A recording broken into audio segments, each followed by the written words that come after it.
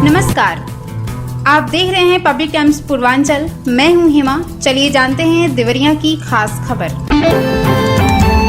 बरियारपुर थाना क्षेत्र के देवरिया मीर गांव में सुबह करीब 10 बजे एक दर्दनाक हादसा हो गया। गांव के ही कुछ बच्चे पास के पोखरे में नहाने गए थे। वे आपस में खेल कूद और स्नान कर रहे थे। तभी अचानक एक किशोर गहरे पानी में चला गया और डूबने लगा। किशोर को डूबते देख बाकी बच्चों ने जोर जोर से चिल्लाना शुरू कर दिया। उनकी आवाज सुनकर आसपास के ग्रामीण मौके पर पहुंचे, लेकिन तब तक बहुत देर हो चुकी थी। ग्रामीणों ने पोखरे में कूदकर किशोर को ढूंढने की कोशिश की। काफी मशक्कत के बाद उसे बाहर निकाला गया, लेकिन तब तक उसके पेट में काफी पानी भर चुका था और मुंह में मिट्टी भी चली गई थी। किशोर की हालत गंभीर देख परिजन उसे तुरंत मेडिकल कॉलेज देवरिया लेकर पहुंचे, जहां डॉक्टरों ने उसे मृत घोषित कर दिया। इस हादसे के बाद गांव में मातम पसरा हुआ है और परिजनों का रो रो कर बुरा हाल है। देवरिया नगर के वार्ड नंबर 10 किशोरगंज निवासी मुन्ना रौनियार का बड़े पैमाने पर विसरत की होलसेल व्यापार के साथ अपनी दुकान संचालित होती है। रोज की तरह शाम को गोदाम और दुकान बढ़ाकर वह अपने घर चले गए। इसी बीच दुकान में शॉर्ट सर्किट से आग पकड़ ली। आसपास के लोगों ने इसकी जानकारी पुलिस को दी। मौके पर पहुंची कोतवाली पुलिस और फायर सर्विस की टीम ने काफी मशक्कत के बाद आग पर काबू पाया। आग से करीब 50 लाख रुपए से अधिक का सामान जलकर राख हो गया। आग लगने की सूचना पर नगर पंचायत अध्यक्ष श्री राम यादव, सभासद अशोक गुप्ता, कर्मवीर नाथ रौनियार पहुंच गए। नगर पंचायत अध्यक्ष ने तहसील प्रशासन से व्यापारी को क्षतिपूर्ति दिलाने की मांग की है।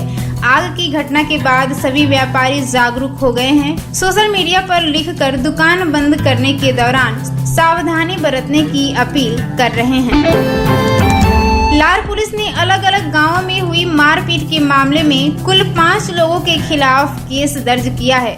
लार थाना क्षेत्र के रामनगर निवासी कमलावती देवी व उनकी पतोह को गांव के कुछ लोगों ने गाली गलौज देते हुए मारपीट की। इस मामले में पुलिस सोनू व उसकी पत्नी रदंती देवी के खिलाफ मारपीट का केस दर्ज किया है। वहीं चूरिया निवासी मंटू सिंह ने गांव के कुछ लोगों पर मारने पीटने का आरोप लगाया था, जिसमें पुलिस ने उमेश चंद्रभूषण व निधि सिंह निवासी चूरिया के खिलाफ केस दर्ज किया है। प्रभारी निरीक्षक उमेश वाजपेयी ने बताया कि तहरीर के आधार पर केस दर्ज कर मामले की जांच की जा रही है। रुद्रपुर में 30 मई को सेमरौना गांव में हुई मारपीट की घटना में घायल एक शख्स की मृतक आह्लादपुर मरकड़ी गांव का निवासी है। उसका उपचार एम्स गोरखपुर में चल रहा था। मृतक का पोस्टमार्टम मेडिकल कॉलेज देवरिया में कराया गया। मामले में पुलिस पिटाई के 2 आरोपियों को हिरासत में लेकर पूछताछ कर रही है।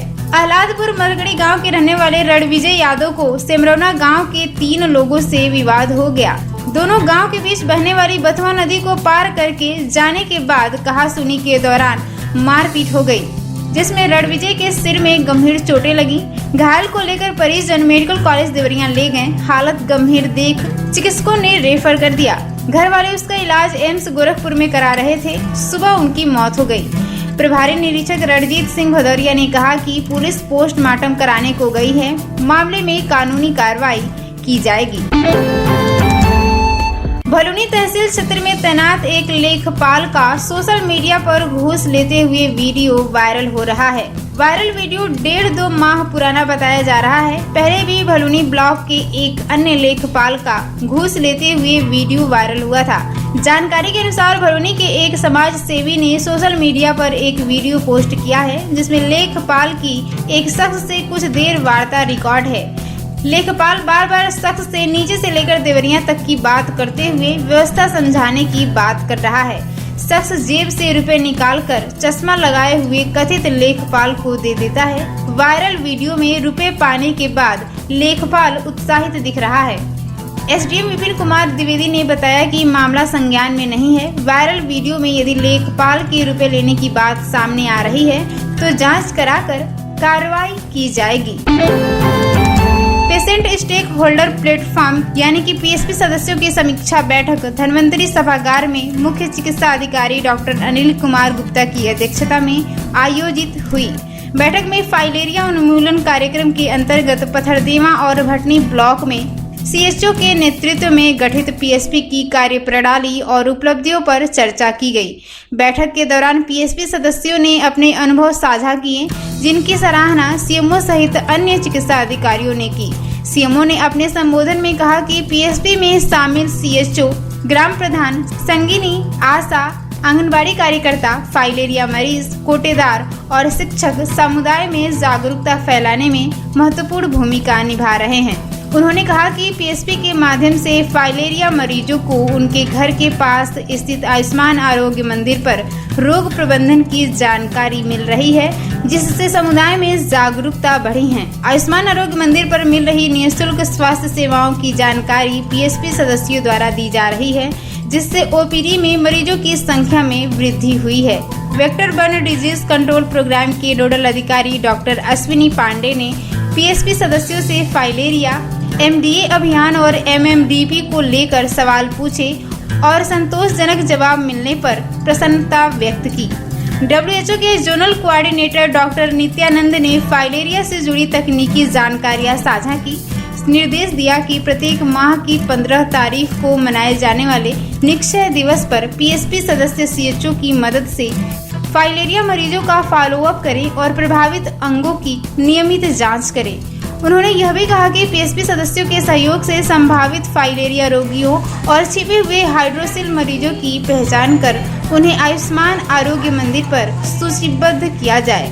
बैठक में डिप्टी सीएमओ कार्तिक पांडे, सहायक मलेरिया अधिकारी सुधाकर मणि, प्रभारी चिकित्सा अधिकारी प्रथर देवा, डॉक्टर प्रभात रंजन, भटनी के प्रभारी चिकित्सा अधिकारी डॉक्टर नवीन, सीफार के राज्य व जिला प्रतिनिधि, वरिष्ठ मलेरिया निरीक्षक नवीन प्रकाश और पीएसपी के अन्य सदस्य उपस्थित रहे। में हमारे 2 ब्लॉक के एमओआईसी, वहाँ की सीएचओ, आशा, आंगनबाड़ी सभी लोग उपस्थित थे। एक सीफार के सहयोग से एक पीएसपी का गठन किया गया, रोगी हितधारक मंच। इसमें हमारी जितनी भी वेक्टर जनित बीमारियाँ होती हैं तथा साथ साथ टीबी, लेप्रोसी इत्यादि बीमारियों के जागरूकता का आयोजन इन लोगों के द्वारा किया जाता है। इसके माध्यम से फाइलेरिया मरीजों की लाइन लिस्टिंग तथा एएसजे या फिर डेंगू सारी बीमारियों पे लोगों को जागरूक करके अन्य सारी गतिविधियाँ संचालित की जाती हैं। देवरिया जिले में अपराध नियंत्रण को लेकर पुलिस अधीक्षक श्री विक्रांत वीर द्वारा सख्त कदम उठाए जा रहे हैं। इसी कड़ी में गैंगस्टर एक्ट के तहत वांछित चल रहे एक अभियुक्त पर 25,000 का इनाम घोषित किया गया है। इनामी अभियुक्त की पहचान अनवर अली पुत्र स्वर्गीय अब्दुल, निवासी ग्राम कंचनपुर, थाना तरकुलमा, जनपद देवरिया के रूप में हुई है। अनवर अली थाना बघौच घाट में दर्ज मुकदमा संख्या 1/2022 उत्तर प्रदेश गिरोहबंद समाज विरोधी क्रियाकलाप निवारण अधिनियम के तहत दिनांक 31 नवंबर 2024 से फरार चल रहा है।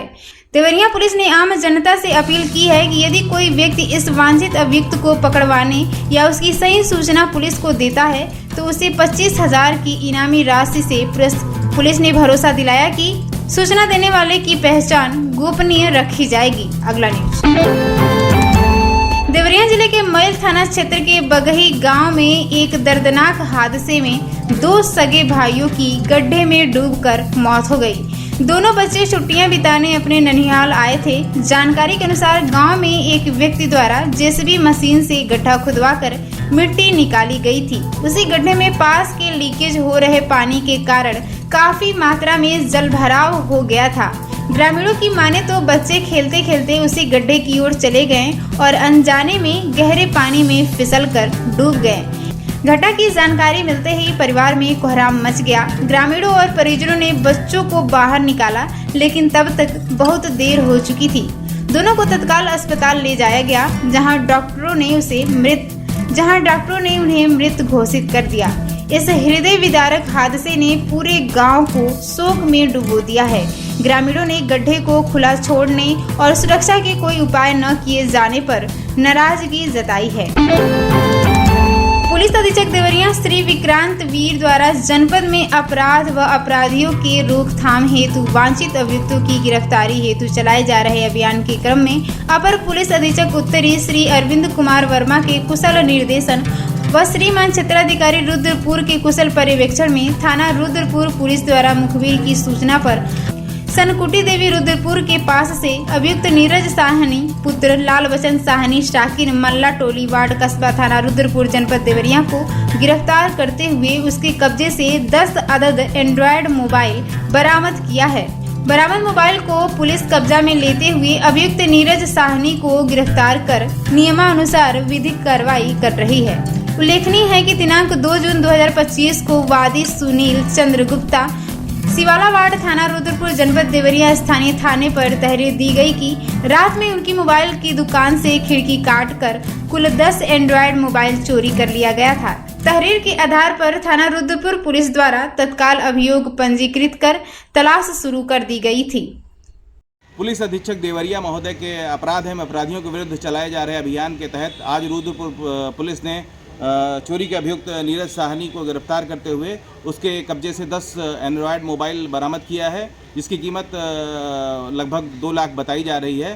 बरामद मोबाइल को कब्जा पुलिस लेते हुए आवश्यक विधिक कार्रवाई की जा रही है। जनपद देवरिया में जिलाधिकारी श्रीमती दिव्या मित्तल की विशेष पहल पर 1 माह तक चलने वाली सुलह योजना की शुरुआत की गई है। इस योजना का उद्देश्य पारिवारिक बंटवारे से जुड़े वादों का त्वरित और स्थायी समाधान सुनिश्चित करना है। इस विशेष अभियान के तहत एसडीएम कोर्ट में लंबित बंटवारे के मामलों की मौके पर ही सुनवाई और समाधान किया जाएगा। प्रशासन का प्रयास है कि जमीन और संपत्ति विवादों के कारण परिवारों में उत्पन्न मतभेद को सुलझाकर आपसी सहमति से समाधान निकाला जाए, ताकि बच्चों के भविष्य और पारिवारिक सौहार्द दोनों को सुरक्षित रखा जा सके। इस योजना का लाभ उठाने के लिए 4 जून 2025 से संबंधित तहसील में आवेदन किया जा सकता है। जिलाधिकारी ने आम जन से अपील की है कि वे इस पहल में भाग लें और आपसी समझदारी के साथ विवादों को समाप्त कर एक सकारात्मक वातावरण बनाएं।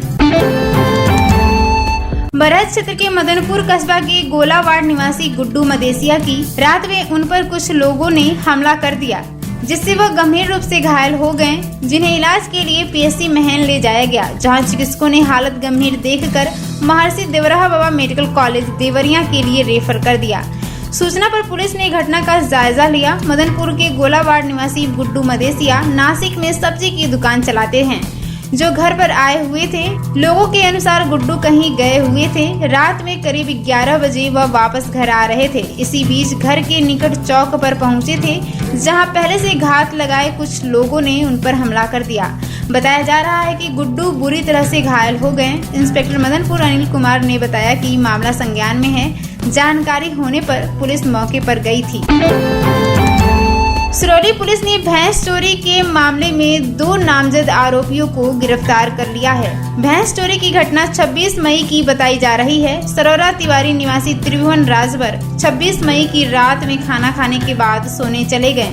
रात में चोर उनकी भैंस को चुरा ले गए। सुबह जानकारी होने के बाद पुलिस को सूचना दी गई। तहरीर के आधार पर पुलिस ने जांच पड़ताल की तो पता चला कि सदर कोतवाली के परसिया आहिर निवासी बिट्टू यादव ने भैंस चुराकर सिरौली थाना क्षेत्र के कोलुहा गांव निवासी खुर्शीद अहमद को दे दी है।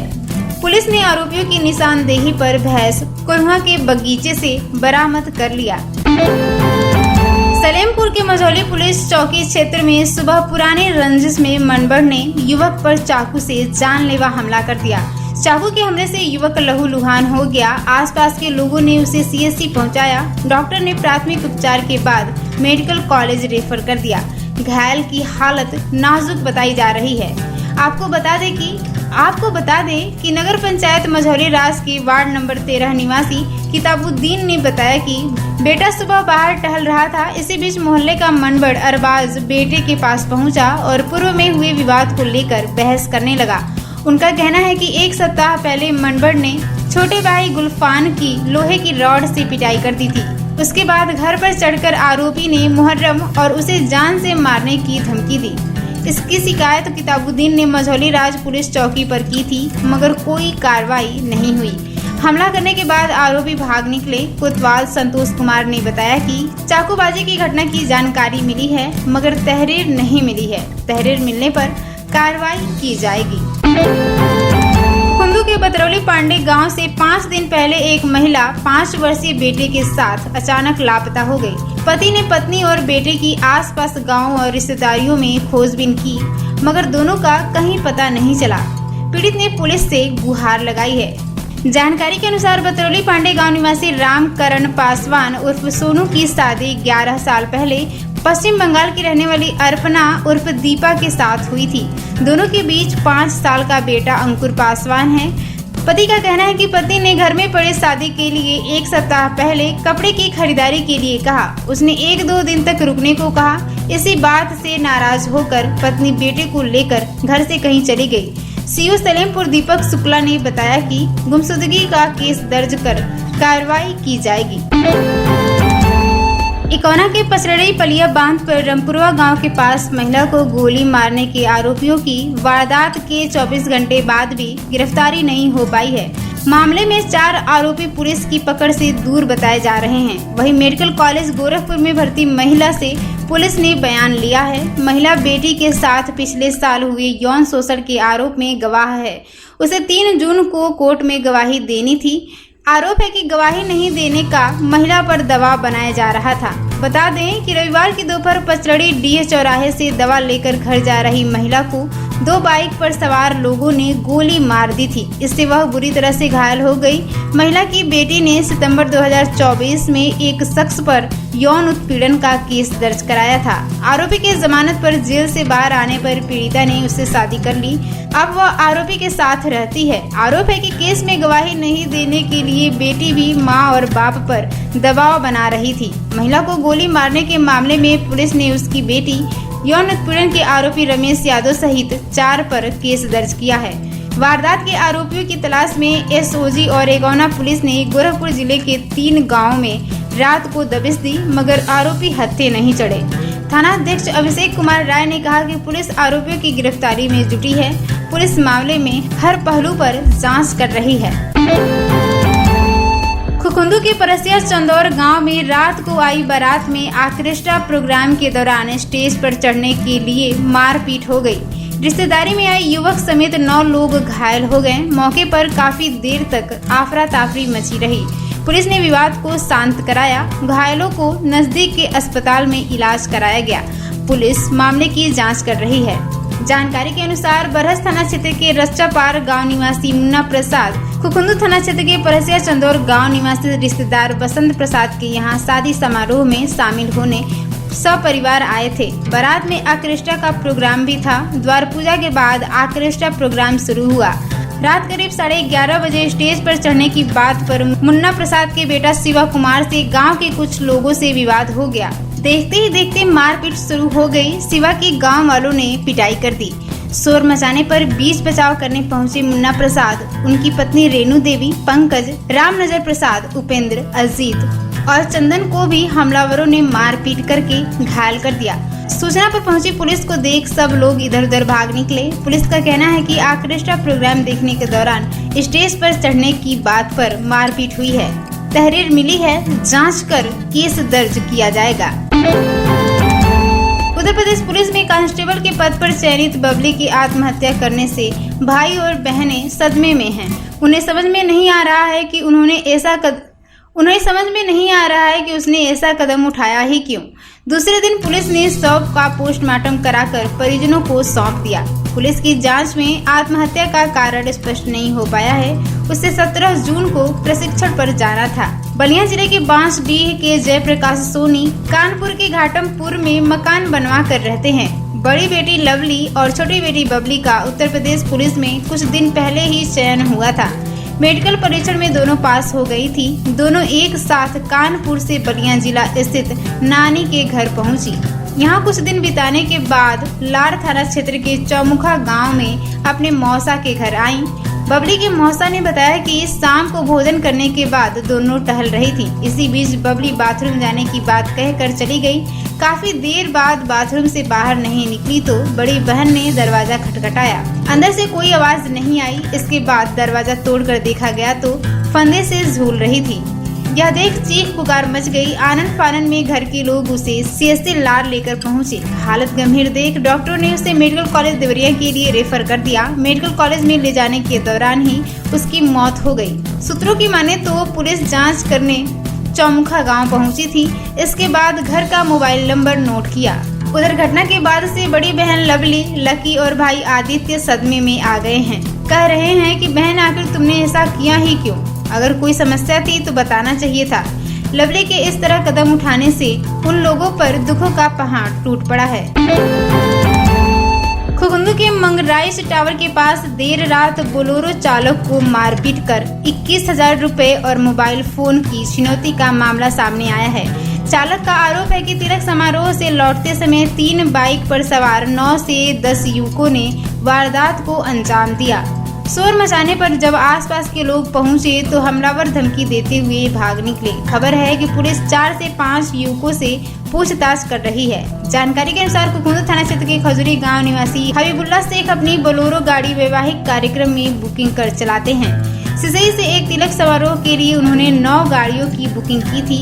हबीबुल्ला शेख ने बताया कि मंगराइश टावर के पास बाइक पर सवार युवकों ने बोलेरो ओवरटेक करके रोक लिया और जबरदस्ती नीचे उतार लिया। पॉकेट में गाड़ी बुकिंग के रखे 21,000 रुपए और मोबाइल फोन छीन लिया। सलेमपुर दीपक शुक्ला ने बताया कि मारपीट हुई है। कुछ युवकों को हिरासत में लेकर पूछताछ की जा रही है।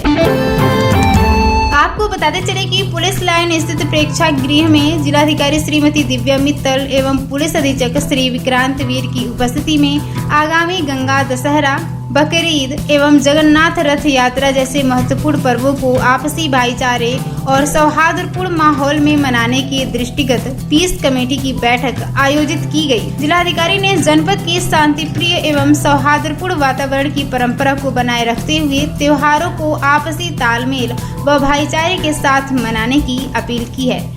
जिलाधिकारी ने कहा कि बकरीद के अवसर पर नमाज ईदगाह और मस्जिद के भीतर क्षमता अनुसार ही पढ़ा जाए। बाहर सड़क पर नमाज पढ़ने से बचें। किसी भी दशा में प्रतिबंधित पशुओं की कुर्बानी नहीं की जाए। सार्वजनिक स्थानों पर भी कुर्बानी पर प्रतिबंध रहेगा। उन्होंने कुर्बानी के पश्चात अवशेषों के उचित निस्तारण करने का निर्देश दिया। कोई भी नई परंपरा प्रारंभ करने की अनुमति नहीं होगी। जिलाधिकारी ने कहा कि सोशल मीडिया पर किसी भी प्रकार की घृणित व कुत्सित विचारधारा को प्रोत्साहित देने पर कठोर कार्रवाई की जाएगी। सोशल मीडिया की निगरानी विशेष रूप से की जा रही है। उन्होंने कहा कि यदि कोई शरारती तत्व शांति व्यवस्था को भंग करने वाली किसी भी प्रकार की अफवाह फैलाएगा तो उसके विरुद्ध कठोर कार्रवाई। जनपद देवरिया में हम एक सुलह योजना लेके आ रहे हैं। ये हमारी योजना 1 महीने तक रहेगी। यदि आपका कोई बंटवारे का वाद हमारे किसी भी एसडीएम के कोर्ट में पेंडिंग है तो मेरा आपसे निवेदन है कि देखिए, वाद का निस्तारण तो हम कर देंगे, लेकिन ये जो विवाद है जो आप ही के पट्टीदारों के साथ होगा या आप ही के जो पड़ोसी हैं उनसे होगा, उसका निस्तारण शायद हम न कर पाए। तो इसीलिए मेरा आपसे निवेदन है कि हम अपने भविष्य के लिए, अपने बच्चों के भविष्य के लिए हम आपस में लोगों को सुलह कराने का हम प्रयास करेंगे। यदि आप लोग सब राजी हैं, जो आपके सब सहखातेदार हैं, तो आप इस सुलह योजना के तहत एसडीएम या मेरे पास आप अप्लाई करें और हमारी टीम जाकर, मेरा आपसे वादा है कि पूर्ण रूप से निष्पक्ष कार्रवाई करते हुए हम लोग बहुत त्वरित रूप से आपके ये जो वाद हैं इनको निस्तारित करेंगे।